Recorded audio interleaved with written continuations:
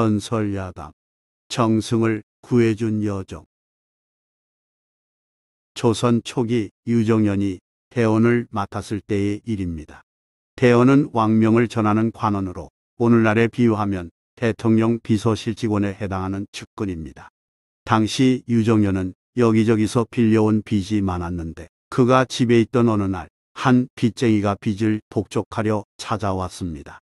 유정연 집에서 복싱을 맡아보는 종이 상배하고자 하니 빚쟁이가 비웃으며 말했습니다. 종놈이 나설 일이 아니다. 대갓집 하인을 종놈이라고 무시하냐고 반발함에도 불구하고 빚쟁이는 거듭 말했습니다.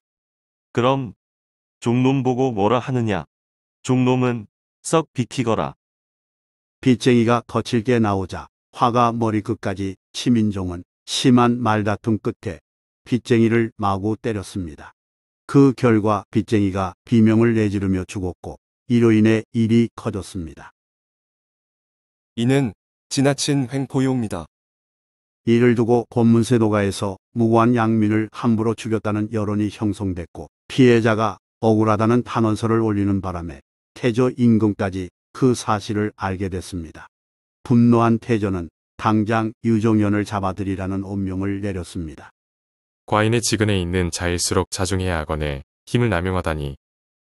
이에 따라 팔도에 유정연 체포령이 전해졌습니다. 평소 태조를 자주 접해 그 성격을 잘 아는 유정연은 일생일대의 위기를 느꼈습니다. 붙잡혀 궁궐로 끌려가는 날이 곧 세상을 마감하는 날임을 직감하고 유정연은 포조를 피해 급히 도망쳤습니다. 유정연은 달아나면서 목적지를 고민하다 당시 세도가 남은에게 총애받는 계집종 망금을 떠올렸습니다.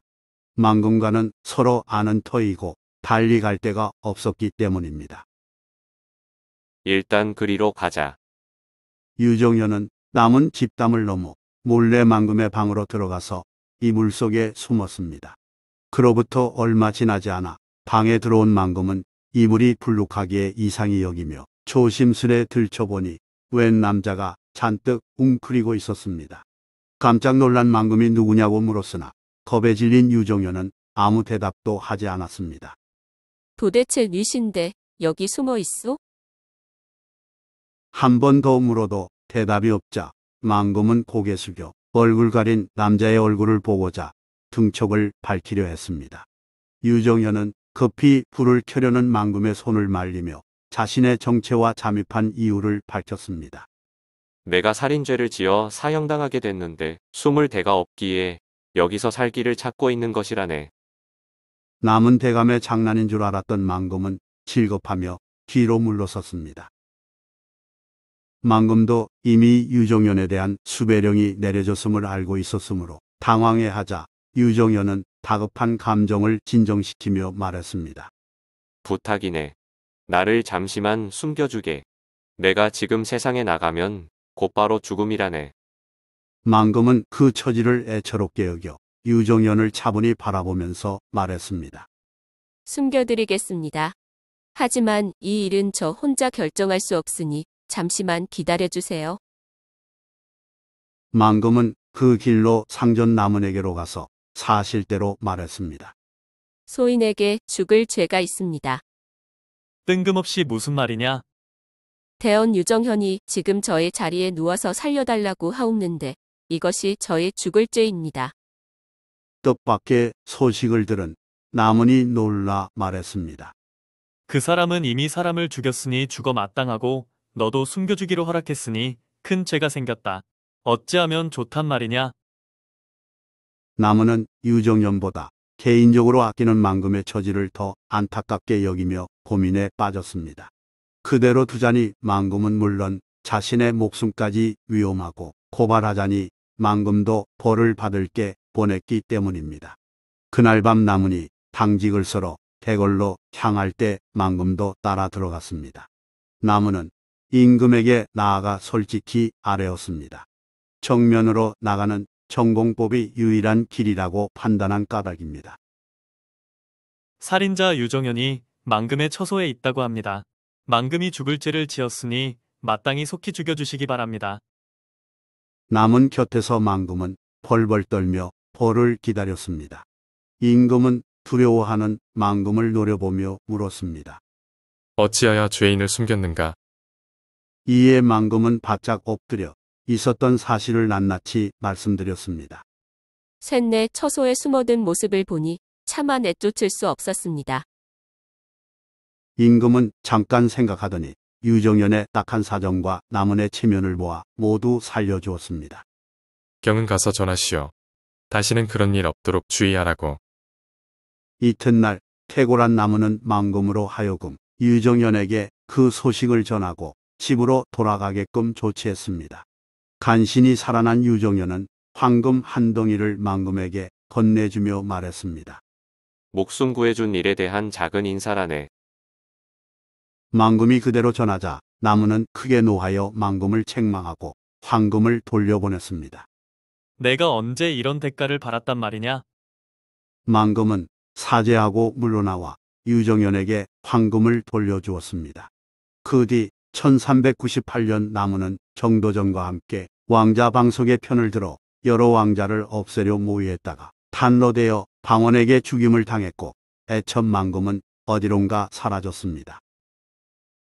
이에 비해 유정연은 진주 목사가 되었는데 어느 날 망금은 영남으로 가서 장사하다가 진주에 들렀습니다. 망금은 유정연이 진주 목사가 됐다는 소식을 접하고 관할을 찾아갔습니다. 망금은 그곳에서 말린 청어가 수백 동이나 쌓여 있음을 보았는데 때마침 기생 10명이 그 앞을 지나가기에 망금이 농담을 던졌습니다.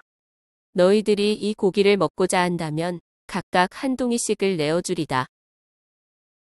그 말에 기생들은 깔깔 웃으며 말했습니다. 손님께서 한 사람에게 물고기 대가리 하나씩만 줄 수 있다면 우리도 각각 술 한 잔씩을 드리겠습니다. 기생들은 유정연 목사가 인색한 사람임을 잘 알고 있으므로 그리 말한 것이었습니다.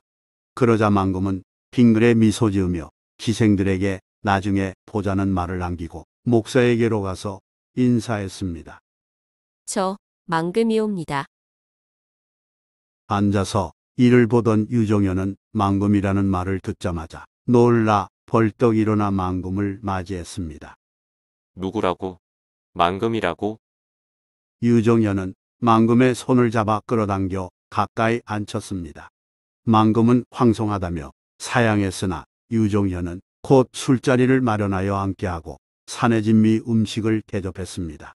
그뿐만 아니라 유정연은 만난 안주를 연신 권하며 계속 술잔을 돌렸습니다. 오늘은 참으로 기쁜 날이니 마음껏 자시게.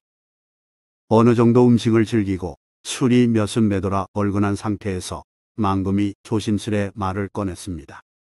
말린 청어가 수백 동이나 쌓여 있음을 우연히 봤는데 마침 소인이 청어 10동을 쓸 곳이 있습니다만 망금이 채 말을 끝내기도 전에 유정연이 호탕하게 웃으며 허락했습니다. 내 쓰고 싶은 대로 쓰려무나 어찌 10동뿐이겠느냐. 술자리가 끝난 뒤 망금은 자기 처소로 돌아가서 기생 10명에게 각각 청어 한 동씩을 주었습니다. 이에 기생들이 모두 놀라며 궁금한 어투로 물었습니다. 우리 목사님은 성격이 인색하셔서 비록 한 마리라도 낭비하지 아니하시는데 어찌하여 손님에게는 이토록 관대하실까요? 그 후 유정현은 영의 정까지 올랐고 망금은 80세 넘도록 장수하면서 늘 남들에게 이 이야기를 자랑했다고 전합니다. 좋아요 및 구독은 영상 제작에 큰 힘이 됩니다. 고맙습니다.